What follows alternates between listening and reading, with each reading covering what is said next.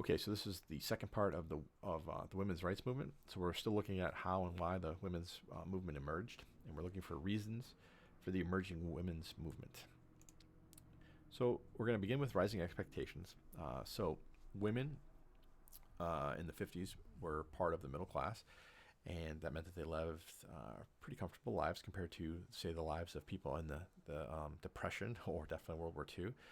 And they were becoming increasingly frustrated with their life because their life was wrapped up as being a housewife, which meant that they were a wife or a mother, and that was the totality of their existence.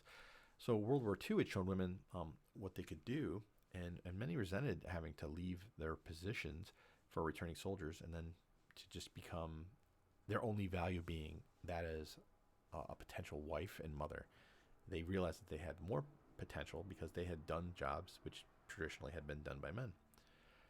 So women were becoming more educated, and part of the reason why we talked about this was that in the 40s, men went off to war, women were working in the factories. There weren't a lot of consumer goods to buy, so people had saved up money. So in the 50s, people were purchasing homes. They still had money left over, and so they wanted to make life for their children better. So they sent their sons, and they had enough money now that they could also send their daughters off to college. So in 1950, there were 721,000 women at university. Now, we talked about this where we said that the women that were going to college in the 50s, a lot of them, not all of them, but a lot of them were doing so to pursue not only education, but a potential husband. And many of the women who found a husband, they would drop out of college. They would not finish their degree. But in the 60s, this is going to change. So in the 60s, it's 1.3 million women are in college, and they were there to pursue an actual education. And that education gave them the confidence and the aspiration to not only finish college, but also to pursue a career. Now, there's a lot of sexism in the United States post-war, and this meant that certain jobs were seen as being women's work. So women were definitely still employed, and that does go up from what it had been, but women were paid less than men, anywhere from 30 to 40% less than men. So women were viewed as a cheap way of getting something done. Women were also given part-time jobs instead of full-time jobs. So if you're being paid less and not being given as many hours as a man, this is an example of how women are not valued in the same way that men are. In 1950, women made up about 29% of the workforce, and then by 1960, they're 50% of the workforce. The thing of it is even though women are making less money than men, which is not right, but they're making money, and this money affords women a certain level of financial freedom. They're not dependent like their grandmothers were on their husbands. Then we have the swinging 60s, and if you're a female teenager, you're going to be strongly influenced by this, because the people growing up in the 60s were given or afforded a greater level of freedom than people in the 50s or the 40s for sure. And then we have this rising counterculture that's happening. And this counterculture is encouraging women at all ages, but specifically young females, to challenge traditional attitudes and roles that they were expected to have. Then we have the pill. We've talked about this before. We said that the pill allowed women to have greater choice in whether or not they were going to have children or when they were going to have children. And they could use the pill to prevent or postpone pregnancy, allowing them to pursue the career that they wanted. Eleanor Roosevelt's a huge deal. She's the First Lady of the United States, a former First Lady. She is the wife of President Roosevelt, who died in 1945. And she had been campaigning since the 1920s for women's rights and continued to do that until the 1960s.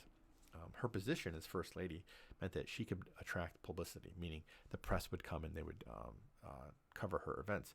And she encouraged women, working women, by holding women-only press conferences in which she would speak to them and tell them, what you're doing is important. She also continued to campaign that for the idea that women working was something that should be expected and accepted, and she won. I mean, people had a great deal of respect for her. Now, does everybody agree with her? No, but it became something that was not an oddity to see women working, to becoming an accepted part of the economy.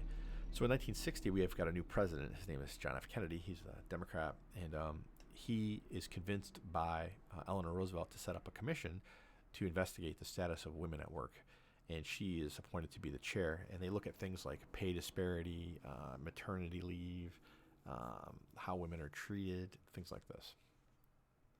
Betty Friedan is an author. In 1963, she wrote a book. It's called The Feminine Mystique. And the book itself, it expresses the thoughts of a lot of women in the 60s, which is that there was more to life than being a mother and a housewife.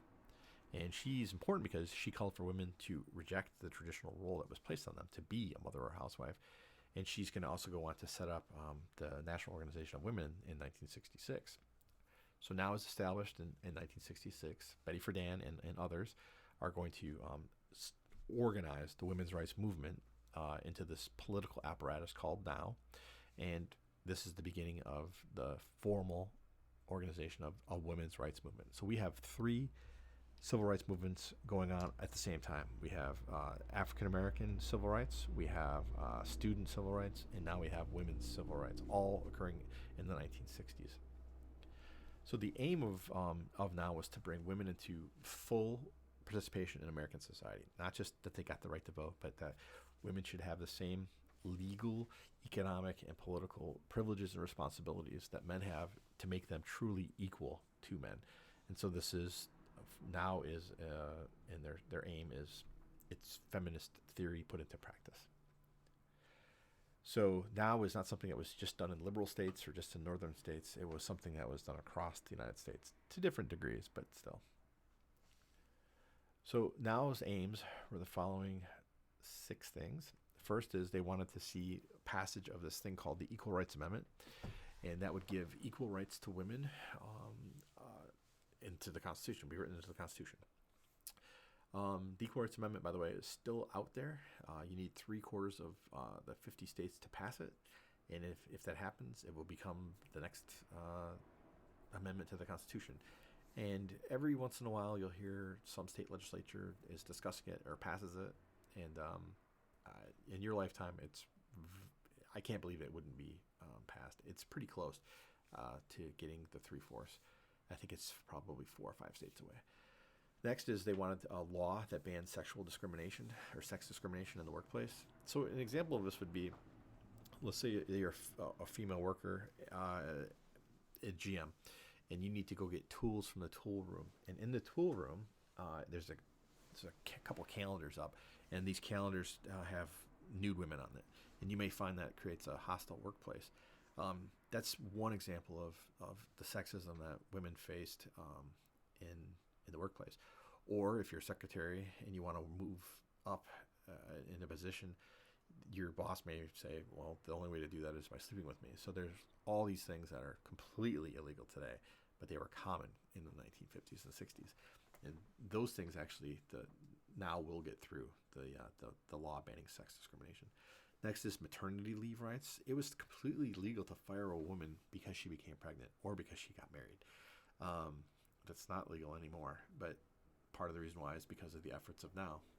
Next, number 4 is child care centers. So they wanted the development of child care centers so that women had a place that was, they could drop their children off and then go off to work. They didn't want to have to stay home. There weren't places before the 1960s for people to take their children to.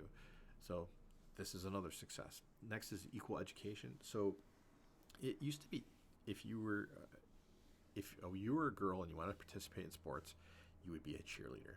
So the football team would have cheerleaders on the side. That would be the girls' contribution. Well, that was no longer going to be the case. So the equal education as it's seen today through things like Title IX, it states that if there's a football team and there's not another sport for girls to play, then girls can play on that football team. And some girls do elect to do that. But we'll often see complementary sports. So usually in the fall there's football, and then there's volleyball. We'll have girls basketball, then we'll have boys basketball. We have baseball, we have softball. So there are legal reasons why we have the sports that we have and the way that we have them. But schools have to teach boys and girls the same thing. We can't teach girls like home ec and guys auto shop. That's not acceptable, not anymore. And now is part of the reason why is what it is. And then last is the right of women to control their reproductive rights. So this means access to contraception. This could be the pill. This could be condoms, and then also access to abortion. And I know that that's very contentious. It's a religious as well as a political issue, but it's not as if there weren't abortions going on. It's just that they weren't necessarily legally going on. And what women wanted was the procedure to be done by a trained professional, not somebody who claimed to know what they were doing, which would result in the termination of the child, but also possibly the reproductive damage of the woman or the death of the woman. And so that will be a legal case that gets brought all the way up to the Supreme Court in the 1970s, and we'll talk about that later. All right, so what I want you to do is I want you to answer this question. I want you to tell me, why did the women's movement develop in the United States in the 1960s? And I want you to explain your answer. So first, I have 8 different points for you here, right? I want you to, in a sentence or two, explain why did these things happen in the 60s, all right?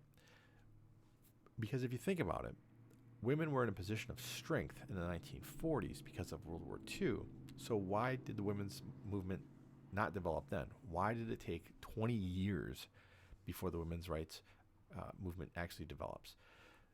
You should be able to formulate, using only this slide, you should be able to formulate an explanation, okay? I want you to link what your reason is. So you're going to give me a reason. I want you to link it. Make a link with the second reason.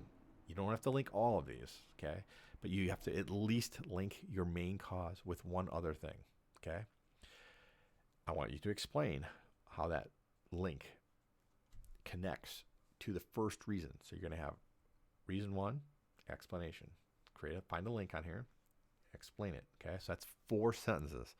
And then I want you to sum up the 2 factors, and then I want you to stress the link. It's just a conclusion. That's all it is, okay? So this should be a paragraph. So 5 to 6 sentences, all right? Because you could give the first reason in a single sentence. It's possible. But show me what you can do, because next year when you have world history, there's a lot more writing than there is multiple choice tests. All right, thanks, guys.